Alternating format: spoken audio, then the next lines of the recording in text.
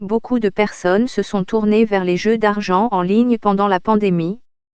Et alors que la plupart d'entre nous sont capables de jouer de façon récréative sans effet négatif grave, la pandémie a entraîné une augmentation de la dépendance à ce type de jeu. Le Royaume-Uni, par exemple, a connu la plus forte augmentation jamais enregistrée du nombre de femmes demandant de l'aide. Cette dépendance peut entraîner des problèmes de santé mentale, de cognition et de relations, ainsi que conduire à la faillite et à la criminalité. Contrairement à la dépendance à l'alcool et aux drogues, dont les symptômes sont physiquement perceptibles, la dépendance au jeu présente des signes moins évidents. Notre nouvel article, publié dans la revue The Lancet Psychiatry, passe en revue les recherches sur la dépendance au jeu et formule des recommandations sur la meilleure façon de prévenir et de traiter cette affection. Les jeux d'argent sont un gros problème. Selon l'estimation la plus récente de l'Organisation mondiale de la santé, OMS, en 2016, les pertes annuelles mondiales dues aux joueurs étaient estimées à 400 milliards de dollars. En 2021, la Commission britannique des jeux de hasard a estimé la prévalence du trouble du jeu compulsif à 0,4% de la population.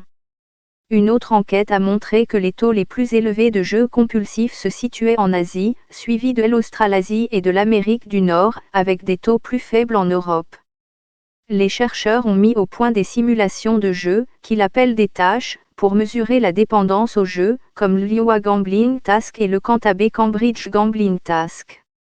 Dans le second, qui évalue la prise de décision et les paris risqués, les participants sont invités à deviner si un jeton jaune est caché dans une boîte bleue ou rouge, les proportions de boîtes bleues et rouges changeant au fil du temps. Ils peuvent ensuite décider du nombre de leurs points à miser sur leur choix. S'ils ont raison, les points sont ajoutés à leur total, mais s'ils perdent, les points sont soustraits.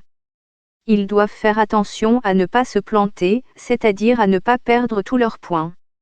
Cette tâche permet de détecter les joueurs qui risquent de développer un trouble du jeu compulsif, mais qui n'en sont peut-être pas encore là, surtout s'ils montrent des signes d'impulsivité.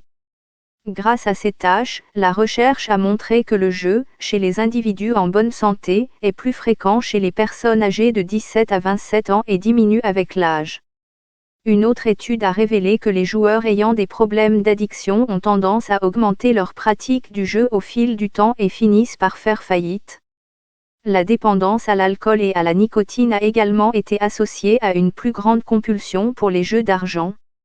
Les études de neuroimagerie montrent clairement que plusieurs régions du cerveau sont associées aux jeux d'argent.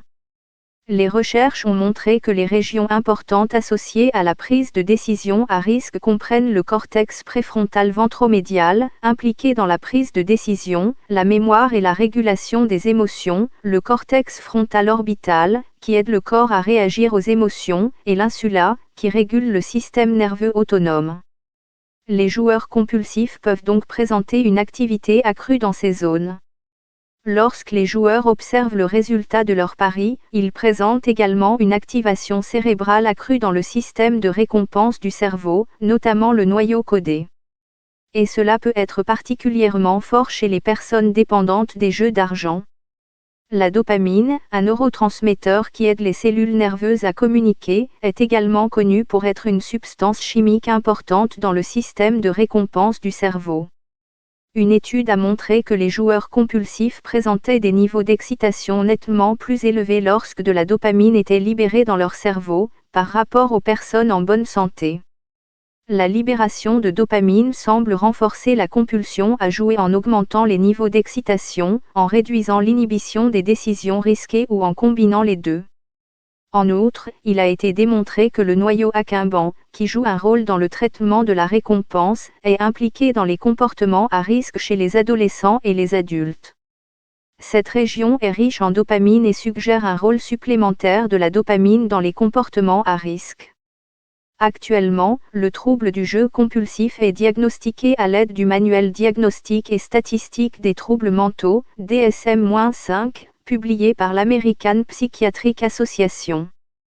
L'Institut national britannique pour l'excellence des soins de santé, NICE, élabore également des lignes directrices pour le traitement et la gestion de ce trouble, dont la publication est prévue en 2024. Les options de traitement actuelles comprennent certaines formes de thérapie cognitivo-comportementale, qui peuvent aider les gens à changer leur schéma de pensée, et des groupes d'entraide. Certains médicaments, comme les inhibiteurs sélectifs de la recapture de la sérotonine, ISRS, peuvent être efficaces pour réduire certains aspects des symptômes du trouble du jeu compulsif, comme la dépression. Nous savons également que les récepteurs opioïdes du cerveau aident à traiter les récompenses et sont depuis longtemps soupçonnés d'être les moteurs de la dépendance.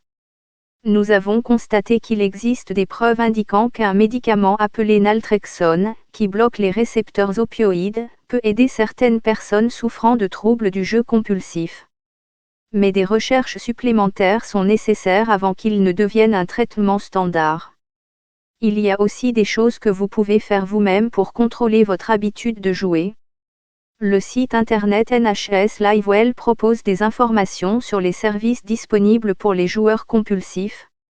Il donne des conseils tels que payer ses factures avant de jouer, passer du temps avec des amis et des membres de la famille qui ne jouent pas et s'occuper de ses dettes.